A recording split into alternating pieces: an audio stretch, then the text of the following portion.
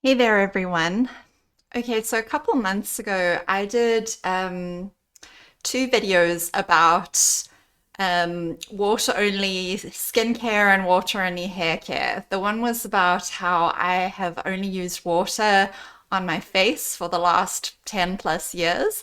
And the other one was how I had started only using water to clean my hair. And that was, as I say, about 2 months ago or so. And I'm still only using water on my skin and my hair pretty much. But I've learned a lot since making those videos, and I really feel passionately about this. So I thought it'd be a good idea to make an update video because I think there's a lot of information that I can share that I didn't really know when I first made those two videos, and a lot that I've learned, and a lot that I think would is just going to be very helpful information. I got some questions and comments on those videos that made me realize that I really hadn't. I suppose I hadn't addressed some of the important aspects that you have to think about when you're considering only using water on your skin and your hair. I will just say I am, as I say, a firm believer in this way of caring for your skin and your hair. I have loved the results that I've had with it, and I firmly believe that it is the right thing for my skin and my hair. But I do just want to add the caveat before we go any further that if you are someone who has any kind of skin condition, or you're under the care of a dermatologist, or your doctor has prescribed particular products for you to use on your skin and or your or your scalp or something like that, or you feel that you have products that you really love, that you're getting the results from them that you want, and you know you love the whole experience of using soaps and moisturizers and shampoos and conditioners and all that kind of thing. I can completely understand that. And that's completely fair enough. I'm not here to discredit your experience or to tell you what to do or anything like that. I'm also not saying that just because this works for me, that it would necessarily work for you or for everybody. I do think that it would be nice to share my experiences and the positive results that I've had in case it maybe sparks you to think about these things in a different way, in case it maybe causes you to reevaluate the products that you're using on your skin and your hair. And maybe it inspires you to try some of the things that I'm going to talk about in this video. But I don't want to make this video too much in depth because I did talk quite a lot about water only skincare in particular in my video that I did a couple months ago about how I only use water on my face. I just want to add a few updates about that, additional things that I've done. And I also want to talk about how I'm getting on with not using shampoo and conditioner on my hair. I'm absolutely loving it, but there are some things that I just want to add, things that I've discovered along the way, because it is a journey. And when I first made that video about only using water on my hair, I'd really only just started. I think I was less than 3 months in, maybe 2 months in. And there is quite a lot that you discover and quite a lot that you sort of learn about your hair and your scalp and the right way to go about things as you progress. Just because you give up using shampoo and conditioner on your hair doesn't mean that that's all there is to it. Now you just use water and that's it. There's actually a few factors that you have to consider, and I just wanted to talk a little bit about that today. So I'll start first with the skincare part because that's probably what I have the least to say, about because there isn't really much to say. So in addition to not using any soap or moisturizer or anything on my face, I've also given up using soap and shower gels and chemicals and all that sort of thing on the rest of my body as well.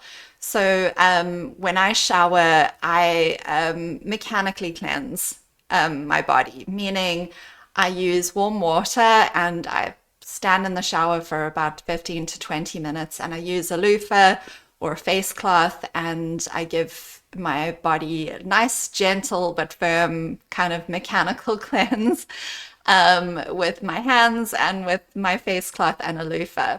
And if my nails need to be cleaned, I'll use like a little nail pick on my nail file to mechanically clean any sort of dirt on my nails. Obviously, if I need to be more sanitary and, in situations where I need to clean my hands, I do use soap for my hands, but for obvious reasons. You don't want to be spreading germs. But for the rest of my body, which stays covered up with clothes for the most part, no, I don't use soap anymore. And I have absolutely loved this experience, and I'll tell you why. First of all, soap isn't necessarily necessary to clean your skin. You can get, excess dead skin cells or any minimal dirt that you might have on your skin. You can actually get that off with mechanical cleaning. I do not smell whatsoever. I'm sure that's something that people will be wondering about. So no, there's no smell. I'm not dirty. The water and the mechanical cleaning gets any dirt that there might be off just fine. Now, I will say I have a lifestyle where I don't get all that dirty. I have a job where I sit at my desk for large part of the day, and I only ever sweat, a small amount. So it's not like I'm having to get rid of a whole lot of dirt as it is. This kind of way of cleaning might not work for you if you have a job or a kind of a lifestyle where you're getting, very dirty a lot. So if you're working on a farm, say, or if you are a mechanic in a car shop, and you're getting grease and dirt on yourself, on your skin on a regular basis, then you probably will have to use some sort of chemicals to clean the dirt off your skin. But if you're someone who doesn't really get all that dirty, I've personally have found soap to be not really necessary. And as I say, I don't smell, I'm not dirty.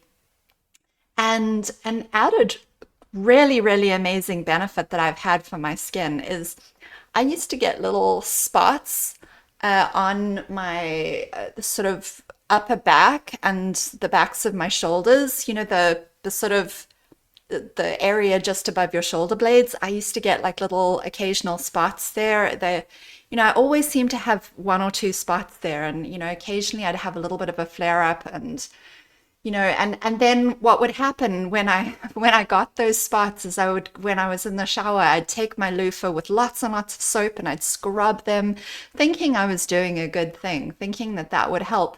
And it never did help. And actually what I found, which has just been so cool and so amazing, is that since I've stopped using soap or any form of products on my skin, my back has completely cleared up. The spots have gone away and they've never come back. Honestly, I haven't had a single spot on my back or my shoulders for the last 2 months, which is the length of time I've been not using soap.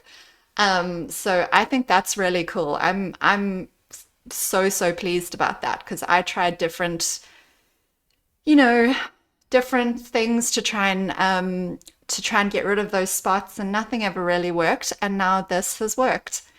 So it's something that's worth trying. If you're like me and you struggle with spots on your back and your shoulders, I think it's worth a try because it's worked for me. So that's a really, really amazing benefit that I've had from not using soap on my skin. Another cool thing is that I find my shower is much cleaner.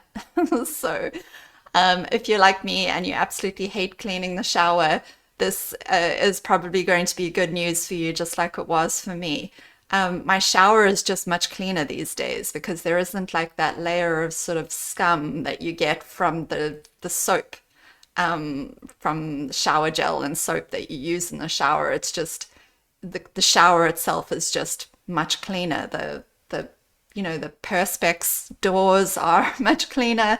The floor of the shower is much cleaner, and it's much easier to clean the shower. That's what I've found. I will just say, also, don't skimp on the mechanical cleaning. I don't know like how much mechanical cleaning, with a face cloth or a loofah you're really supposed to do. But I always just like to, give my body like a nice firm, obviously not rough, but like a firm sort of running over with a face cloth or a loofah if I feel like it needs it. But you don't really need, I wouldn't say that you need to do too much of that. If you've just had a fairly sedentary day, then the water itself should remove most of what needs to be removed. And so yeah, I've loved that. I've found it to be great. So the next thing I want to talk about is my hair. So I have not used any shampoo or conditioner on my hair for 4 months now. It's been 4 months or maybe a little more than 4 months.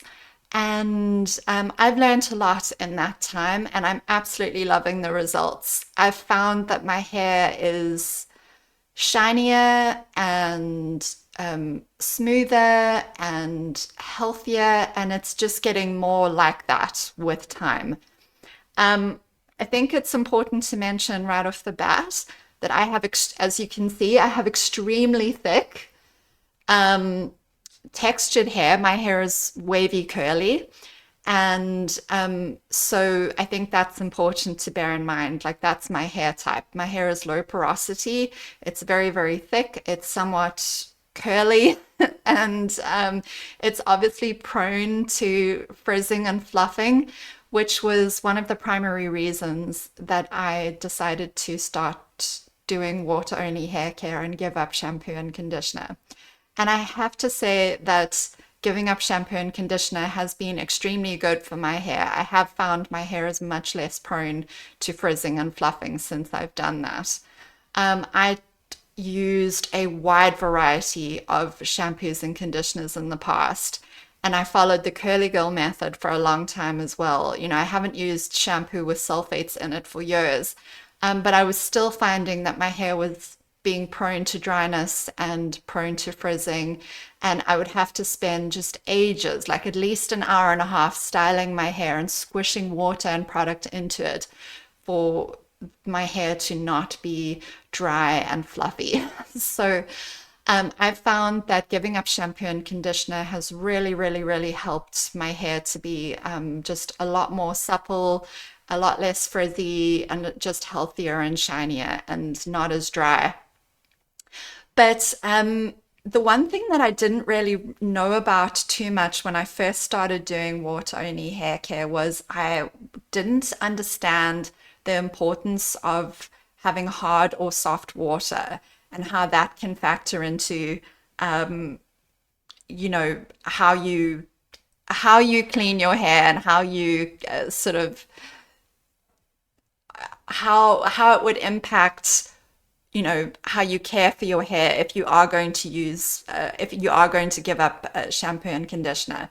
Because if you're in an area with hard water, so what does it mean to have hard water? Hard water means that there are minerals in the water, such as calcium and lime, I think, and just various minerals that sort of, I think, cause the water to be ionized. And it just means that if you're not using shampoo, those minerals can actually build up on your hair. And normally the shampoo would sort of mostly wash those minerals away. But if you're not using shampoo, those minerals can actually bind to the oil in your hair and it can kind of create a waxy substance on your hair. And that's what I was finding. Not at first. It took probably a month or two for the waxiness to start building up on my hair. And I sort of started thinking, like, what on earth is going on? What is this? And then I realized I actually live in an area with very hard water. And I read up online, and yes, this is something that can happen if you're not using shampoo. The minerals in the water can actually bind to the oil on your hair and sort of create a waxy substance, which is really, really horrible. If you allow that waxy substance to build up on your hair, not only does your hair not look great, but it also becomes very unmanageable and tangled, and it's not good. So I looked up what to do about it. And the first thing to be done if you have hard water and you want to give up shampoo and conditioner is to use either filtered water or distilled water, bottled water. So basically, swapping out the hard water from your tap with a softer version of water. So, water that doesn't have all those minerals in it. So, I have filtered water in my house. One of my showers has a filter on it, and then I have a filter jug as well. So I started rinsing my hair out with filtered water instead of the hard water, and that made a big difference. I immediately noticed the difference with that. Um, if you're looking to actually get rid of the waxiness in your hair, using something acidic will usually do the trick, and so that's what I did. I made up a rinse of black tea, which is slightly astringent, and a few tablespoons of apple cider vinegar, made it up into like a big jug with filtered water. And I just drenched my hair in that rinse and I left it on for a few minutes, and then I rinsed it out with cold water, and I would say 80% of the waxiness was gone. And I just did that over once a week over a period of a couple of weeks, and got rid of the waxiness completely. Um, and the other thing which is really important if you have hard water is to use cold water to rinse your hair out, because apparently the ionizing process of the minerals in the water binding to the oil in your hair is more likely to take place, or it takes place a lot quicker when the water is hot. And now, like if you remember from your chemistry classes from high school, this makes sense because heat speeds up any sort of chemical reactions. Heat tends to make the atoms ionize more. I'm probably butchering the technology, but not technology, terminology, probably butchering the terms a little bit or not describing the process very super accurately, but you get what I'm saying. It's heat causes the chemical processes to happen more rapidly. And so in order to kind of slow down any sort of minerals binding to any oil in your hair, and to reduce any sort of buildup on your hair, it is very important to use cool or cold water. Or if you want, you can use lukewarm water and then, rinse your hair off with cold water. That definitely helps a great deal. And the other thing that maybe I didn't talk about in the video that I did about water-only hair care, which is extremely important, and which I have come to learn is extremely important, is scalp maintenance. This is a huge, huge, huge part of doing water-only hair care, and I can't understate the importance of it. And I really should have spoken about it more in my first video. But again, as I say, I've learned a lot of this stuff along the way. But when you're not using shampoo on your hair and on your scalp, um, dry skin cells and dead skin cells and excess oil is going to build up on your scalp. Normally, you'd be washing that away with shampoo, but if you're not doing that, it is very important to mechanically loosen the sort of the layers of oil, sebum, um, skin cells that will start to form on your scalp. You'll notice if you really put your fingers in there and give your scalp a nice vigorous massage, which really it should feel good. It should feel firm. It should feel like you're stimulating blood flow to your scalp. It shouldn't feel painful or anything, but you do want to give it a nice firm massage just in order to loosen those skin cells and the oil that's sitting on your scalp. You might notice that you start to actually see some flakes being loosened off your scalp and sort of setting in your hair. And that's good because what it means is you're just dislodging it from your scalp and you're just kind of giving your scalp a chance to breathe a little bit. A lot of people who start water only hair care will say, "Oh, I seem to be getting dry scalp or dandruff," but it's not really dandruff, and it's not that you're getting more dry scalp than you would have before. It's just that the skin cells and sebum that would have normally been washed away by the shampoo is now sitting on your scalp, and so you have to manually go in and clean it or manually go in and loosen it. And if you're like me and you have extremely thick hair and you actually find it quite difficult to get your fingers in there, you can take a comb. So what I do is I actually use a combination of my fingertips, but I also will take a wide-toothed comb and, get right in there, because it can get through my hair a lot easier than my fingers can sometimes. And I just make sure that I give my scalp a massage all the way through, all the way over my entire scalp. If there's any bits of my scalp that feel maybe a little bit dry or maybe a little bit itchy, I spend a bit more time just gently massaging. Again, like, it shouldn't hurt your scalp, it shouldn't feel sore, it should just feel as if you're giving it a nice, good massage to get the blood flowing, to loosen those skin cells, loosen the excess oil.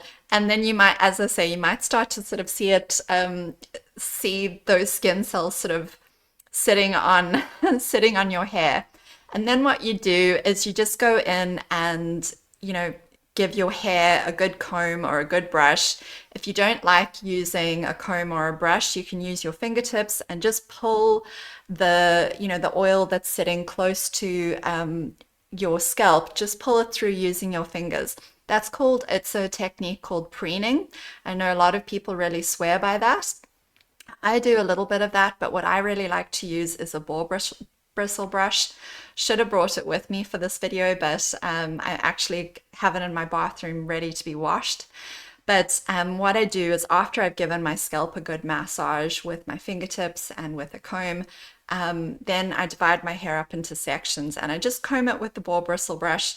Boar bristle brushes are amazing because boar bristles are obviously a natural substance, and they're very good at moving the oil from your scalp sort of down through the lengths of your hair. They're great. It's great for smoothing your hair. Your hair will look nice and shiny. It'll feel nice and soft after you've given it a brush with the boar bristle brush. And yes, as I say, most importantly, it distributes the oil from your scalp really nicely through your hair.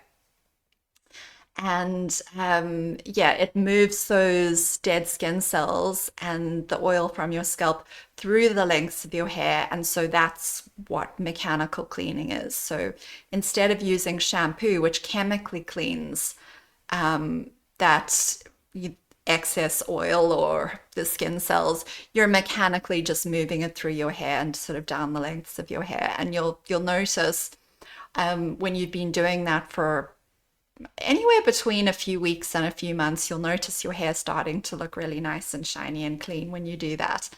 But giving your scalp a good massage and really spending time like working the oil from your scalp down through the lengths of your hair, spending time doing that is really key.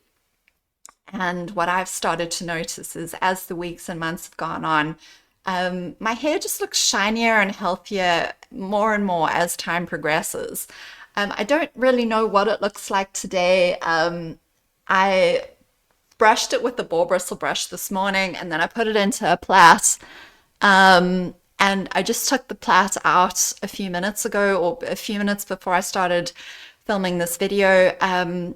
You probably will notice the two different colors in my hair. So for a long time, I had I had colored my hair really, really dark brown, almost black. You'll be able to see that in my earlier videos. And I decided I wanted to go a lighter brown, which is a bit closer to my natural color. And because, just want to transition to a lighter brown.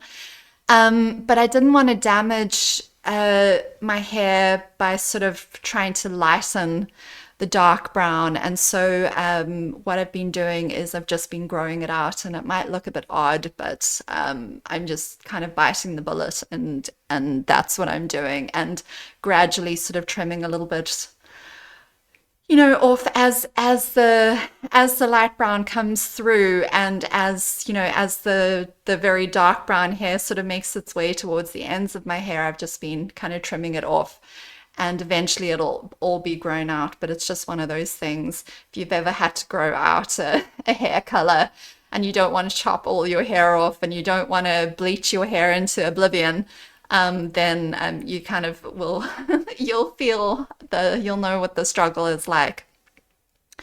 But I have just noticed my hair has just been, gradually getting shinier and healthier and smoother, and I'm just very, very, very pleased with the results. For me, my hair is much healthier, less dry, it's much more manageable.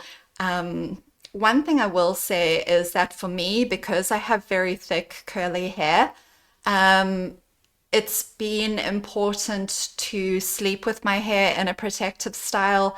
For a long time, I would just kind of sleep with my hair just kind of flowing loose.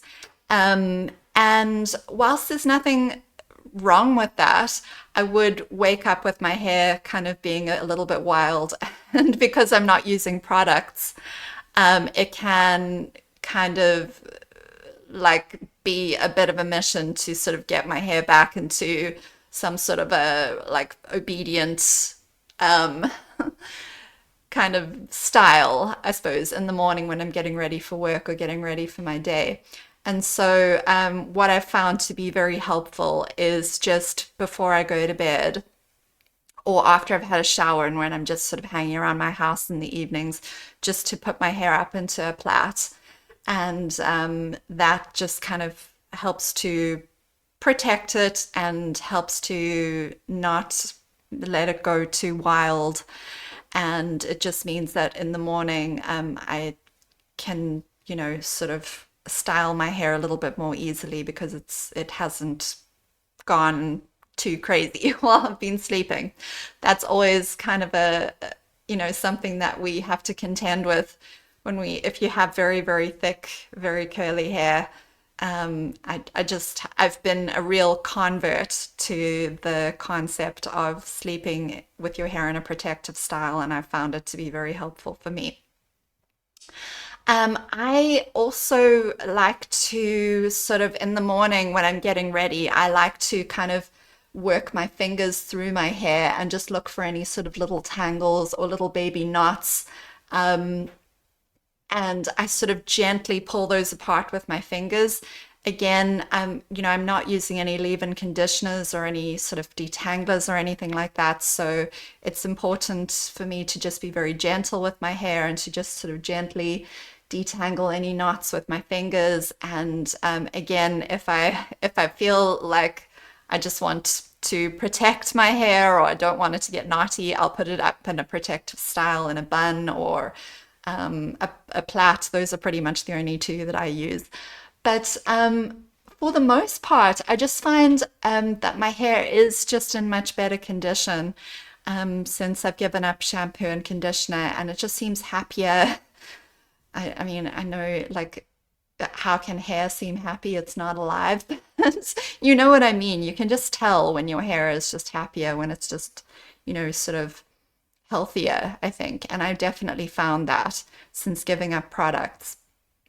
So I think that's everything. I think that's everything that I've sort of learnt and everything that I do with my hair now. And I'm really, really looking forward to growing my hair out again. I think I did mention in my last video that something I noticed when I gave up shampoo and conditioner and I was no longer using products to sort of mask the damage to my hair. I noticed I had a lot of damage towards the ends of my hair, and so I cut off a lot. My hair was sort of down to my waist before I started, and I cut it to sort of on my shoulders, and it's grown out a little bit, although I have been trimming it. My hair grows quite quickly. But I'm looking forward to growing my hair out and completely getting rid of any damaged hair and getting rid of this dark brown hair at the bottom. And I'm looking forward to seeing what my hair looks like a year from now, 6 months from now. I'm really, really chuffed with how this has been going. This journey does have its ups and downs. So I just want to encourage you, if you do decide to start a water-only hair care journey, expect the ups and downs, expect the learning curves. Because they will come. Not every day is going to be a good hair day. You're going to have days where your hair feels very greasy, or it feels very dry, or it feels knotty, or you have to maybe decide what changes you potentially want to make in the way that you're caring for your hair. And so just expect that is going to happen. It might be a bit frustrating for a little while until you figure out what your hair actually likes and needs. It's like anything in life. You don't have all the answers on day one. It's all a learning experience. So, if you do decide, if you do feel it on your heart that you want to give up shampoo and conditioner, you want to get rid of products, you're tired of putting chemicals on your hair and on your skin, and that this is something you feel like you want to try, just stay the course and give it time and experiment with different ways of mechanically cleaning your hair. Again, something, I know I mentioned this in this video, but something I do really recommend is, if you do feel like your hair needs a gentle cleanse, making a sort of an acidic rinse is a great way to gently cleanse your hair. So acidic substances that you can use to cleanse your hair, obviously dilute them with plenty of water. um, you only need a small amount. Is tea. Tea is a great natural cleanser. It's a nice, gentle, acidic cleanser. So make up a big jug of tea. It can be black tea. It can be herbal tea. You can experiment with different types of teas and just see how they feel on your hair. Um, Apple cider vinegar, again, you don't need very much, just a couple tablespoons in, a big jug of water should be fine. I think the recommended ratio is like a tablespoon to a cup of water. I usually use, if I make up a rinse for my hair to cleanse it, I make up about a liter and a half, and I use 3 tablespoons of apple cider vinegar, and then one tea bag, and I find that that's more than enough.